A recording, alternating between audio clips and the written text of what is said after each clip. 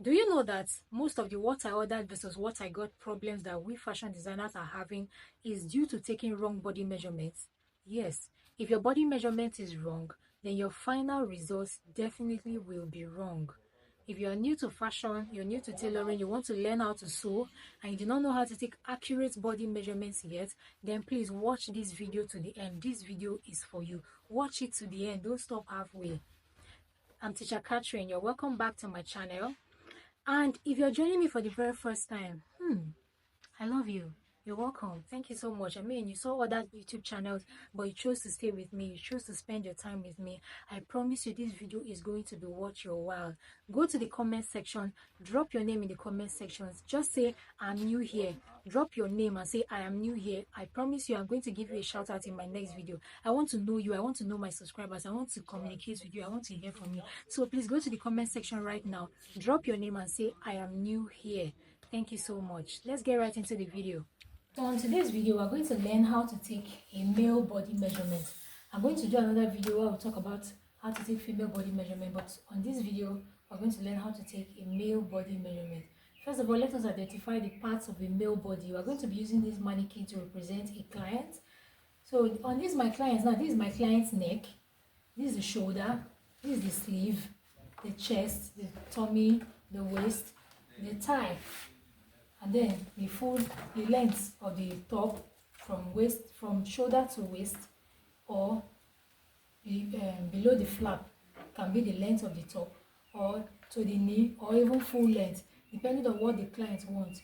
And then around the arm, you take measurement around the arm, you measure the wrist and the neck, and that's basically how to take a body measurement. So let us start. You start from the back, because if you want to take a body measurement, you have to start from the shoulder. And to take a shoulder measurement, you start from the back.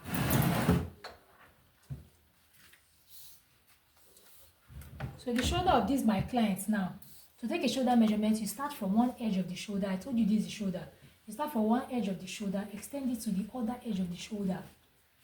So here we have 19. Can you see it? We have 19 here. So this is it. But if you are taking something like, if you are making something like a dashiki or agbada, you start from the spine, the bone, that spinal cord bone. That's where you start from to take the measurement. So here now we have 9.5. You know the full shoulder is 19. So the half of it now will be 9.5. It's half of the shoulder that you will measure. Then from that place where the sleeve ended, that is from where the shoulder ended, that is where you start taking the sleeve from. So if you want the sleeve of the dashiki to be short, you can leave it at 9 or 10. But if you want it to be long, you can extend it to any length that you want. But for a senator, you start from one edge of the shoulder, extend it to the other edge. Then from where the shoulder stops, you take the sleeve measurement. If it's a long sleeve, you take it to the wrist. That is 24. This is the wrist. I told you guys, right? Let me bring it back so that you see what I'm doing. This is the wrist. That is 24 inches. If it's a short sleeve, you can leave it at 10 or 9.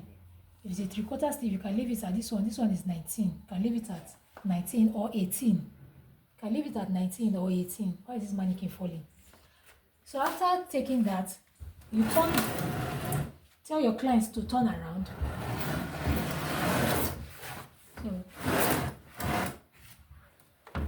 So my client cannot turn around on its own now, so I'm helping it to turn around.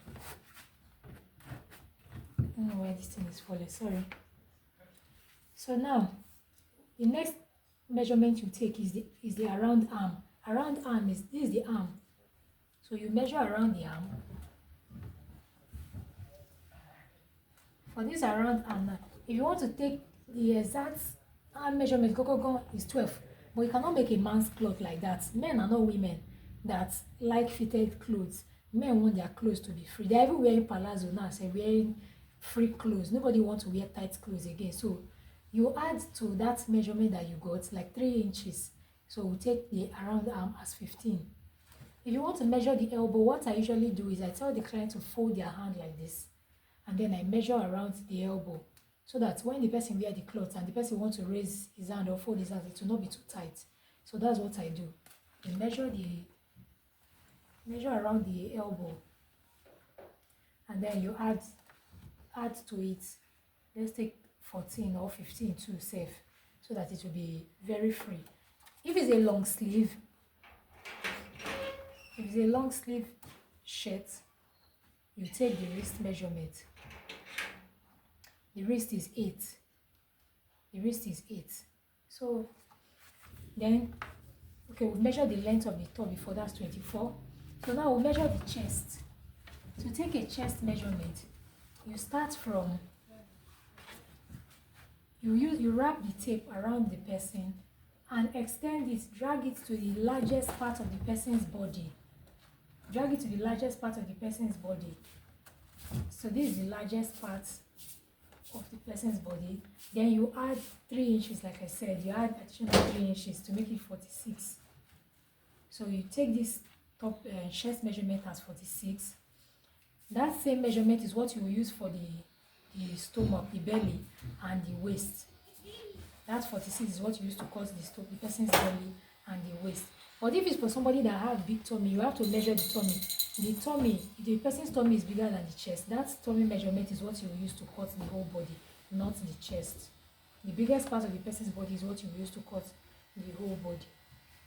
So now we take the length of the shirt. The length of this shirt now is 34. That is the length of this shirt, 34. So if you want the shirt to be longer, you can extend the measurement. For people that like long kaftan, you can extend the measurement to any length that the person wants, whether below the knee or even to the bottom of the person's leg. Good and fine, depending on what the client wants. That is what you will do. Then to take the neck measurement, you wrap the tape around the person's neck. This is 18. The measurement for a neck is usually almost the same with that of the shoulder. So if you're taking a neck measurement, for example, this one now, the shoulder is 19. And I'm taking the measurements now. If the neck is 22, you will just know that something is wrong somewhere. Or for example, maybe you tell somebody, you have a client that is in another location, you tell them to send measurement, they send shoulder 19, and the neck you are seeing 22, or the neck you are seeing 15, you just know that something is wrong. The difference between the shoulder and the neck is usually not more than 1 inch or less than 1 inch. So be on the safer side, just even do exactly the measurement of the shoulder. If the person's shoulder is 19, cut the neck as 19 to be on the safer side. So that is how to take measurements for a top. Now let's look at how to take the trouser measurement.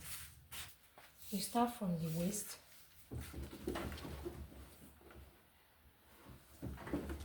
Take the person's waist measurement. The waist of this my client is 39 inches. So after the waist, I usually take the hip measurement. So the hip of this person now is 42. That's the hip, 42. Then the next measurement for the flap. For some people that will ask, how do I take the flap measurement? The hip divided by 4. That is how you take the flap measurement. Hip divided by 4.